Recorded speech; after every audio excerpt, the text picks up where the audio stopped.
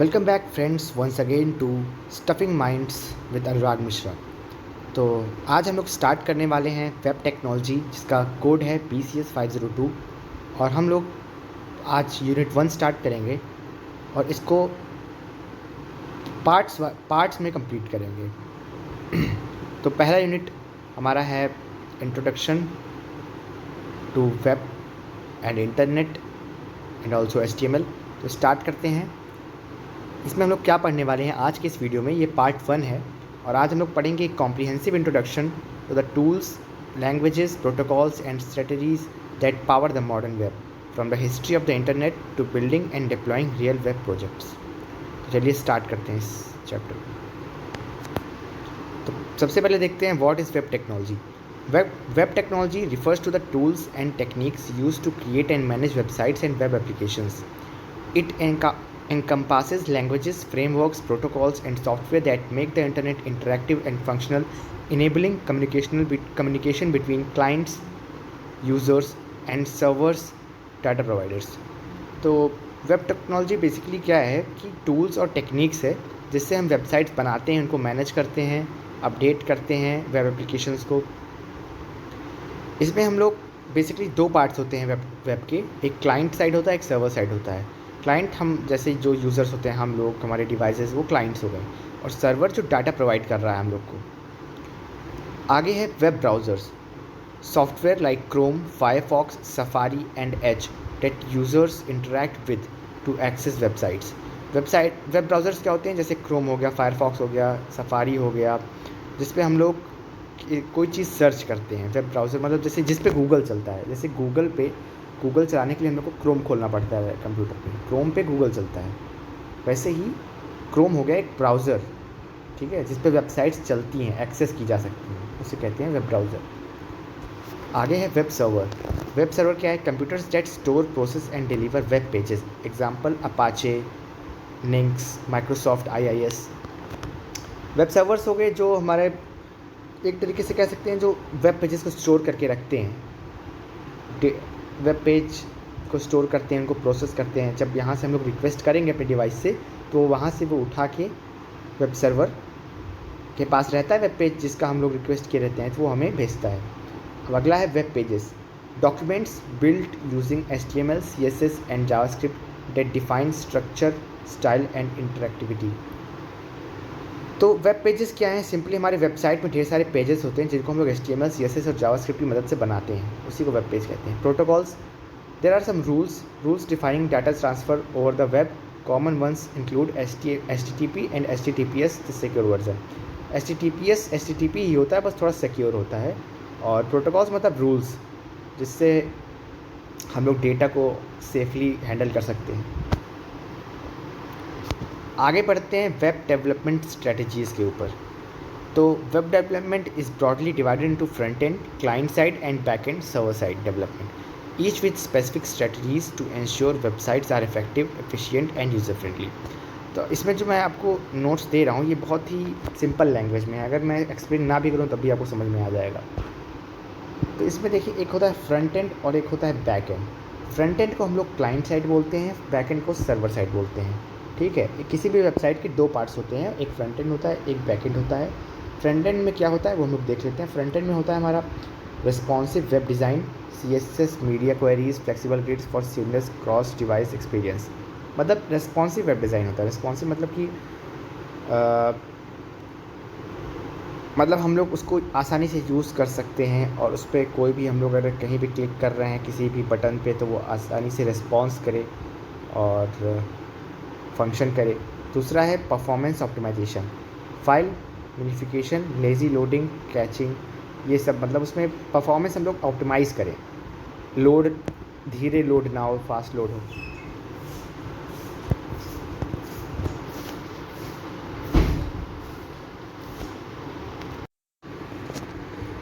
अगला है Java framework. अगला है जावा फ्रेमवर्क। जावा फ्रेमवर्क क्या है, React.js, ये एक फ्रेमवर्क है। Vue.js, Angular for dynamic pages.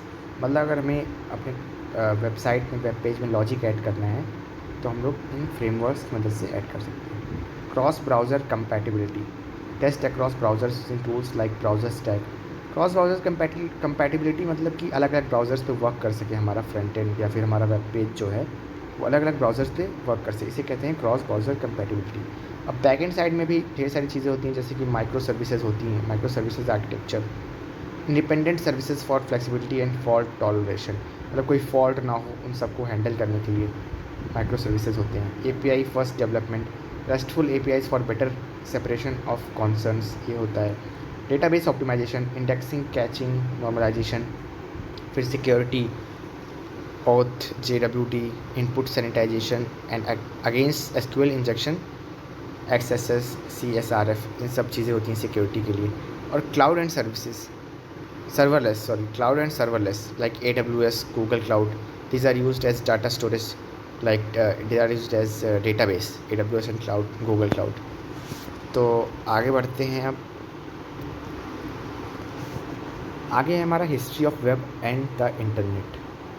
अब हम लोग ये थोड़ा इंपॉर्टेंट क्वेश्चन हो सकता है एग्ज़ाम पॉइंट ऑफ व्यू से, तो इसको ध्यान से पढ़िएगा। हिस्ट्री पूछ सकता है, कभी कभी पूछ लेता है, मतलब कभी कभी। History of web and the internet. अब वेब अलग है, इंटरनेट अलग है, ठीक है। द वर्ल्ड वाइड वेब, पहले ये है, पहले इसके बारे में देखते हैं। Invented by Tim Berners-Lee in 1989 at CERN, the web went live in 1991 introducing HTML, HTTP and the first browser. This era known as web 1.0 featured static websites primarily displaying information with minimal user interaction। मतलब हमारा world wide web जो है वो Tim Berners-Lee ने बनाया था इन 1989, और जो ये वेब था इसको हम लोग वेब 1.0 कहते थे। आगे आया उसके बाद इंटरनेट के बारे में देखते हैं। इंटरनेट पहले ही बन चुका था, वर्ल्ड वाइड वेब के पहले इंटरनेट बना है। वर्ल्ड वाइड वेब जो वो तो बाद में बना है, इंटरनेट 1960s से बनना चालू हो गया था। तो internet began in 1960s as a government research network. The launch of Sputnik spurred the US defense department to create ARPANET। ARPANET, देखो ARPANET क्या होता है, ये ARPANEट बनाया था इन लोगों ने, US डिफेंस डिपार्टमेंट ने, इन 1960, जो हमारा पहला पैकेट स्विचिंग इंटरनेट था, ठीक है। और ARPANET का फुल फॉर्म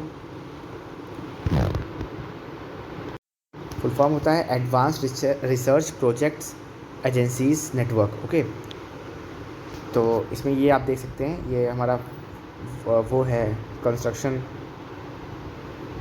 कैसे पहले किस चीज़ का हुआ, बाद में किसी का। देखो पहले यहाँ से स्टार्ट हुआ कंस्ट्रक्शन ARPANET को 1960 में, फिर TCP/IP अडॉप्शन हुआ 1983 में, फिर वेब 1.0 1991 में डेवलप हुआ, और अब 2026 में आप देख ही रहे हैं 6G चल रहा है, 5G चल रहा है। तो ये जो था TCP/IP क्या है, इसका फुल फॉर्म होता है ट्रांसफ़र कंट्रोल प्रोटोकॉल। इससे क्या होता है कि this was also a feature added to the ARPANET or the internet. Now let's talk about next thing, protocols governing the web. There are some protocols.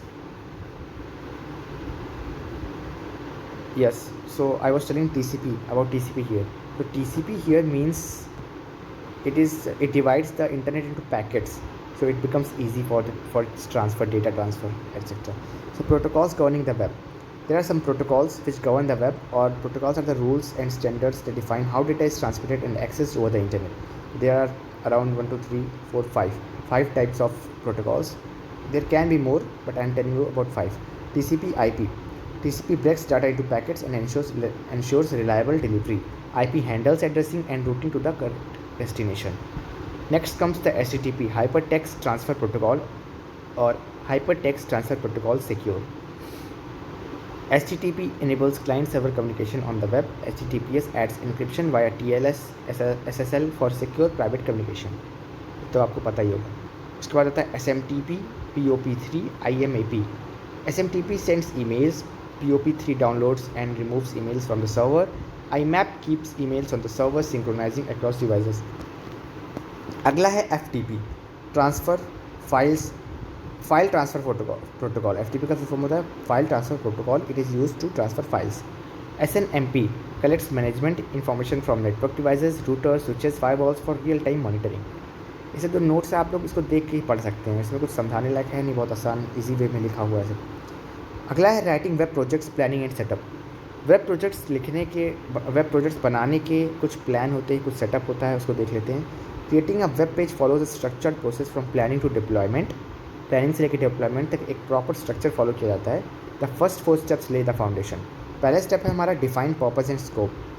पहले तो हम लोग अपने पर्पस और स्कोप को डिफाइन करेंगे कि हम लोग क्या बनाना चाहते हैं, किस प्रॉब्लम को सॉल्व करना चाहते हैं, उसके बाद काम स्टार्ट करेंगे। अगला है प्लान प्रोजेक्ट स्ट्रक्चर। हेडिंग के नीचे जो भी चीज़ें डिस्क्रिप्शन दिया वो आप खुद से पढ़ सकते हो, ना कुछ इंपॉर्टेंट नहीं है, बना के लिख सकते हैं। जो मैं बता रहा हूँ उसको आप खुद से बना के लिख सकते हैं एग्ज़ाम में AKTU में। Plan project structure. अब उसके बाद प्रोजेक्ट का स्ट्रक्चर प्लान करेंगे, मतलब हमको कौन सी टेक्नोलॉजीज़ यूज़ करनी है, कौन सी लैंग्वेजेस यूज़ करनी है, कौन सा फ्रेमवर्क यूज़ करना है, ये सब कौन से हमको प्लेटफॉर्म्स यूज़ करने हैं like GitHub, VS Code etcetera. We have to create a site map in our mind. Okay, the third step is set up development environment. We have to set up the development environment, like we have to proceed over our thoughts which we have thought to download and make, like install a code editor, VS Code, Node.js and browser dev tools to start your project as soon as possible. Then fourth one is design and develop front end. In this we will design the front end first, because back end is made afterwards. The front end is designed. So first you have to design your front end. Build structure with semantic HTML, style with CSS, SAS for responsiveness, and interactivity with JavaScript, logic, and test across browsers and devices. Now, writing web projects, build, test, and deploy. How you will build, how you will test, and how you will deploy. You can say that these 6 steps are the continuation of these 4 steps. So you can write these both in a single answer in exam. Okay. Here, backend development. It simply means the heading itself gives you the clue that backend development means we have to create the backend. We have to develop the server side logic, design database schemas, set up ORM, and build RESTful APIs for data flow between front end and backend. Second one is authentication and authorization. This means adding some kinds of rules for authenticating the right person who uses the data, implementing sign up, login, etc. Testing and debugging. We have to test our website, we have to debug our website, we should make ensure that nothing harmful should be present in our website which may harm the computer or system of the user. Optimizing for performance. In this we will optimize the performance then of our application, web application. Then deploying the project, we have to deploy our project using some hosting providers like AWS, Google Cloud, Heroku, etc. Then we have to make our domain and publish it on Play Store, etc. Monitoring and maintaining. We should regularly monitor and maintain our website for its easy functionality. Then last point, some points more are here that are connecting to the internet. Now how we will connect to the internet? There are various methods. First one is Wi-Fi. We can use Wi-Fi to connect to the internet.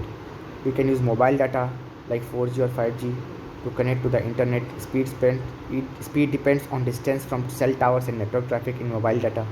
Then hotspots. A smartphone, a dedicated device may share its hotspot to you and you can connect it through your Wi-Fi. Then dial-up, older method using standard telephone lines with audibility frequency signals to connect to an ISP. Then broadband, DSL cable, like DSL uses telephone lines at higher frequencies. Cable uses coaxial TV cables. Both are always on and faster than dial-up. Okay. Then the next thing and the last thing of this video, this topic, internet services and client server computing. So what are the internet services we can get? Internet services provide access to vast amounts of information, text, graphics, sound and software across 4 categories. 4 category में हमारे पास अलग अलग तरीके की हम लोग service ले सकते हैं इंटरनेट से. पहली है communication, like email, telnet, news groups, IRC, mailing list, instant messaging, VoIP, इन सब के थ्रू हम लोग सर्विसेज ले सकते हैं. Information retrieval, you can retrieve information like FTP, archive, Gopher, Veronica. Web services like enabling applications to exchange information and interact. World Wide Web, WWW in short we say. Access documents with text, graphics, audio, video and hyperlinks across servers. जो हम लोग पास ढेर सारी websites हैं आजकल किसी को भी खोल के कुछ भी हम लोग डाउनलोड कर सकते हैं, कोई भी चीज़, इंफॉर्मेटिव चीज़ अपने सिलेबस से रिलेटेड, अपने किसी भी वर्क से related. Then video conferencing is also a very important thing here. We can do video conferencing. It is also a service provided by the internet. Video conferencing, and this you can read. Okay, so we have a vast list of internet services that we can take from internet. Next thing comes the client server model. This is also important and might come in exam. What is client server model? See, there are two models. There are two things present in client server model. First one is the client, and the second one is the server. Suppose you have a smartphone, a system, a computer system, or a tablet. This is known as the client. We type a domain on the browser like www.google. On the browser, it searches, it converts to a request and goes to the server. The server finds web pages related to the domain and sends it back to us. This is whole process, so we can read it. Client: device, computer, tablet, smartphone that sends requests, example web browsers, mobile apps. Server: computer that processes requests and returns data, example web servers, database servers, file servers, etc. Network: connects client and server via standard protocols like HTTP or FTP or a LAN or internet. So this was all about this unit, this first part of unit 1, web technology introduction part. This was the first part. ये पहला part था. अब आगे हम लोग अलग parts में मेरे ख्याल से 3-4 वीडियो और लगेगा और हमारा ये पहला यूनिट पूरा ख़त्म हो जाएगा. इसके बाद हम लोग पढ़ेंगे एक और टॉपिक. उसके बाद पढ़ेंगे हम लोग HTML के बारे में, फिर XML के बारे में, फिर हम लोग का पहला यूनिट ख़त्म हो जाएगा. Max to max 4 to 5 videos we will make. So please, if you like this video, I think the slides are very useful and they are easily understandable by you. So please like, share and subscribe, and do press the like and share and subscribe button to get latest notifications. Also share this video to your friends so that they can also take benefit from these videos. Thank you very much. Please like, share and subscribe this video. Thank you.